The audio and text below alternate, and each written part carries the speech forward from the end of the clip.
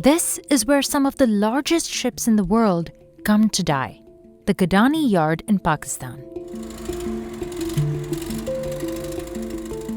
But the place is also a death trap for the hundreds of men who work to break down these rusted giants for as little as $4 a day. तो मजबूरी की वजह से करना पड़ता है ना, जितना भी खतरनाक हो तो करना पड़ता है. Some of these vessels are here illegally, like the cruise ship Antares Experience, which came from Greece. International laws ban many foreign countries from dumping their toxic old ships on the beaches of developing countries for environmental reasons. Still, loopholes allow these giants to come here from China, the Middle East, and Europe through indirect routes. Shipping companies deliberately lie to authorities. They do not disclose that their true intention is to scrap these ships in the worst possible yards located on the beaches of South Asia. Meanwhile, most workers here come from far-off villages and have never even seen the ocean or a ship before. So why are these vessels ending up on the shores of Pakistan? And who is responsible for the safety of these underpaid workers propping up a billion-dollar recycling industry? This 85,000-ton Greek carrier supplied coal around the world. But after sailing for 21 years, the Enterprise Majuro is falling apart. At 150 feet tall and 900 feet long, this beast will take a fleet of 200 workers about 3 months to fillet for its parts. Many of them live right on the yard, like Azam Khan, who moved here from northern Pakistan. देखो ये gene और बलाओं का घर है, समंदर का किनारा है, तो न बाजार है इधर, न कोई रोशनी है, न कोई कुछ भी है. These huts belong to the boss of this ship lot, and the men live here rent-free as long as they work 6 days a week and don't go outside past 8 p.m. No one here has clean running water, and they all share a communal bathroom. जानवरों का जिंदगी है, सेहत का ख्याल इधर नहीं रखा जाते. हमारा छोटी उम्र का तस्वीर आप देख ले, परेशान हो जाएगा. Azam bandages his shoes for extra protection. ये हम काम करता था, पैर के ऊपर लोहा गिरा, उससे चोट लगा, काफी सा चोट लगा. मैंने कहा तो सर टांक नहीं है, चेकअप किया, हड्डी बचा हुआ था, गोश्त काटा. Azam's main job is to break up smaller parts once they've been separated from the rods that hold the body of the ship. इधर काम करते हुए मैंने जख्मी बंदे को भी देखा, मरते हुए भी देखा. इस इलाके में नहीं, पूरा पाकिस्तान में और काम नहीं है ना. दूसरा जगह में कोई काम होता तो कोई पागल इधर आता. Gadani gets mostly cargo carriers, oil tankers, and cruise liners. Like this 1994 Carnival Fascination, which sailed around the Caribbean to Miami until its features became outdated. The ship was sold to a Chinese cruise company, which soon decided to sell it for scrap. To break down vessels here, workers use what's called the gravity method. They mostly let the parts fall on their own. But that's how accidents can happen, says Muhammad Ashraf, who has worked here for half his life. मुझे पता है ये चीज़ मेरे ऊपर आएगी या खतरनाक है. जब मौत आनी है, रोड पे भी जा रहे तो वो तो आनी है.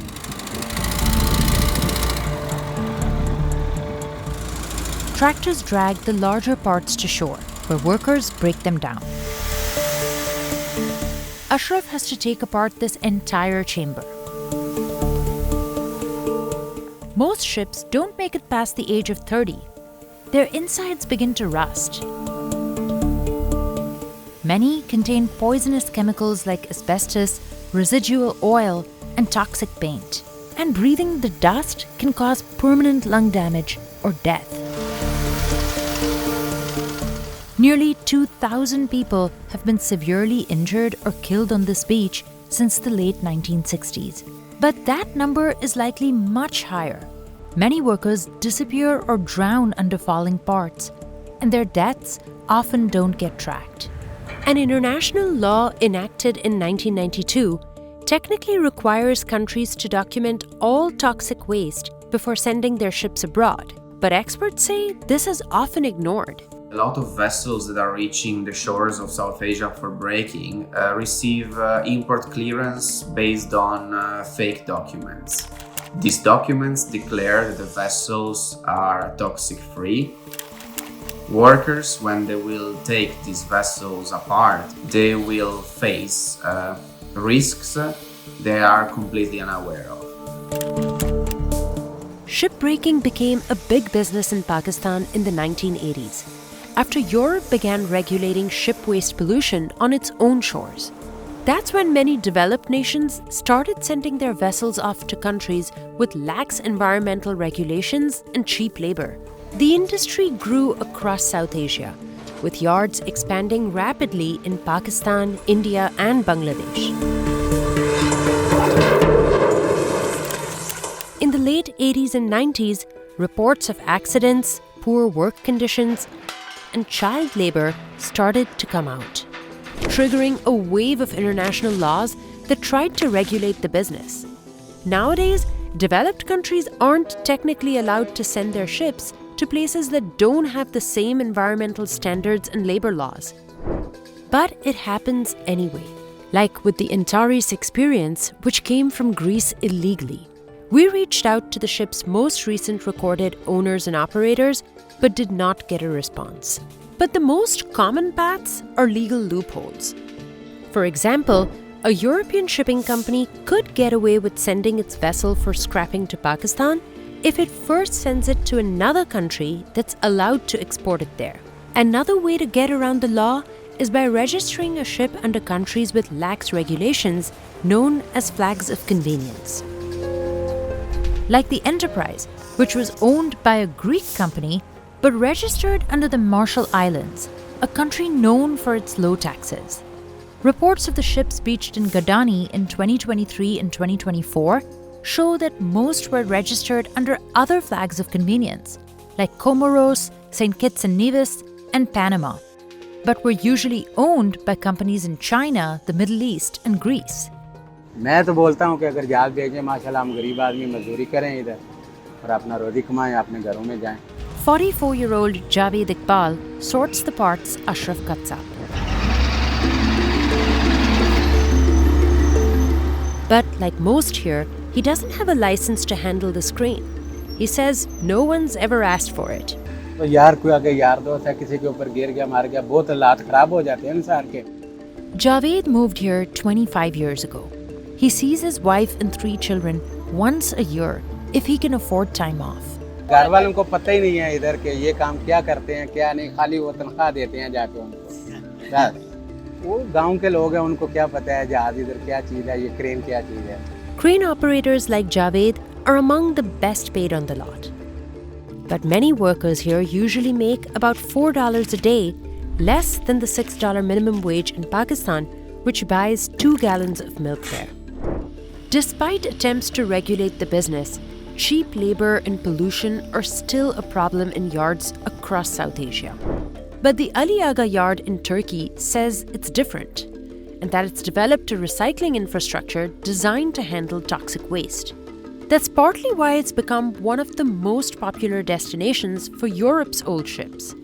But reports show that Ali Aga is heavily polluted with toxic substances. Now there's a new law, the Hong Kong Convention, which is set to take effect in June 2025. On paper, it aims to make more parties, from the ship's owner to its flag state to the country that recycles it, responsible for safely disposing of it. The agreement requires every arriving ship to have an inventory of its hazardous waste and a clear plan for how to handle it. Before accepting a vessel, each yard needs to submit a recycling plan to its government and provide proof that they can do this without contaminating the environment or compromising workers' safety. India, Bangladesh, and Turkey have all signed the treaty and have begun updating their yards. Pakistan was the last major shipbreaking country to sign the convention, and it's done little to modernize its practices. Pakistan is one of the worst destinations for end-of-life vessels. And experts say the new law may not change much. it was crafted by the shipping industry itself, and it's like putting the fox in charge of managing the chickens. If the convention will not be enforced properly and interpreted in a strict way, it will simply rubber stamp current substandard practices. It will greenwash the whole sector. What today is illegal and unethical will suddenly become legal and okay. And people who have worked here their whole lives worry about that too. शुरू से जब से हम आया तकरीबन हमारा 27-28 साल हो गया, 30 साल हो गया, वही का वही है.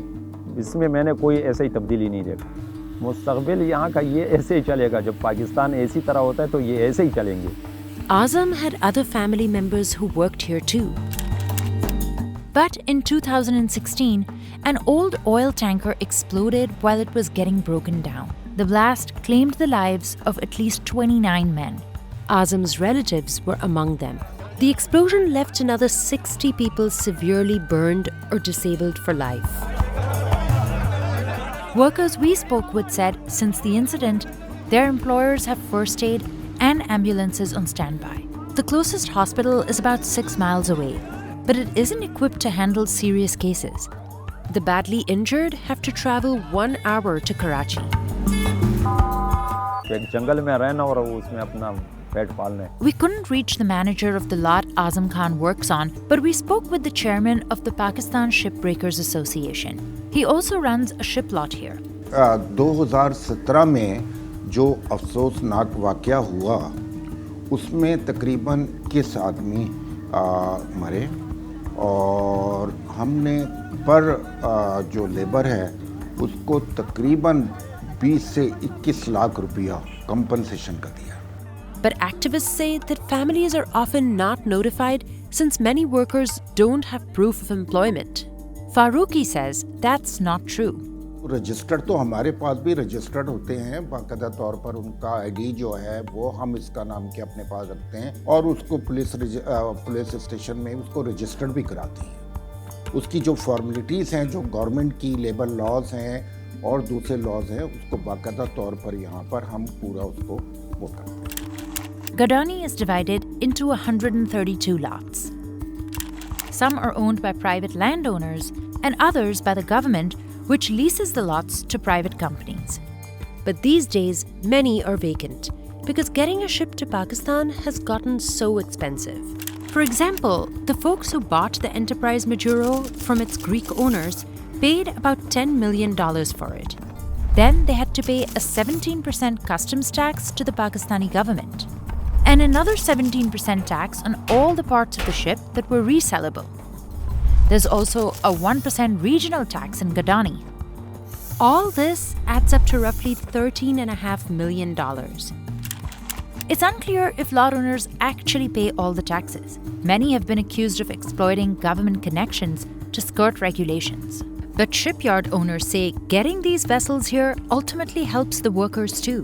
जब ये जहाज नहीं होते तो ये बेचारे सारे बेरोजगार हो जाते हैं और इनके पास कोई रोजगार का कोई मुताबिल कोई वो भी नहीं है. Once a ship is broken apart, workers salvage everything from desks and cabinets, which can be resold as wood scraps, down to the screws and cables that once held all the ship's parts together. तो इसमें 1000 किस्म का माल होते हैं, उसका मुख्तलिफ rate होती है. जैसा का मतलब घर में बर्तन है तो उसका अलग रेट है, रज़ाई बिस्तरे का अलग रेट है, दरवाजे का अलग रेट है. In fact, up to 95% of a ship's remains can return a profit. A ship's steel hull is among the most prized of its parts. The manager of this ship lot can resell it to metal mills for millions of dollars.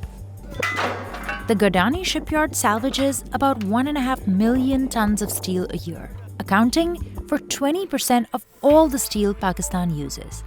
It takes about 400 trucks to move just one ship's remains to their next destination. This truck is off to a factory in Lahore. फिर हम खाली करते हैं, ये चादर जो है ये मजदूर नहीं उठा सकते, तो ये हम टेकर कर लेते हैं, मजदूरों के साथ वो छोटा छोटा कर लेते हैं. Then they sort the scrap into piles depending on the shape and type of metal. Workers cut the ship walls into rectangles to fit this slicing machine.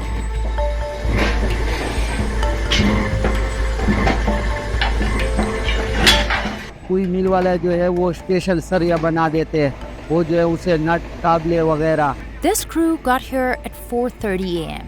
and they won't finish until 8 p.m. 16-hour shifts are standard here.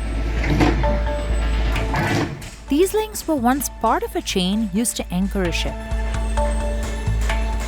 Workers have to heat this to over 1800 degrees Fahrenheit to make the links easier to reshape. That process emits toxic vapors, which could permanently scar a worker's lungs.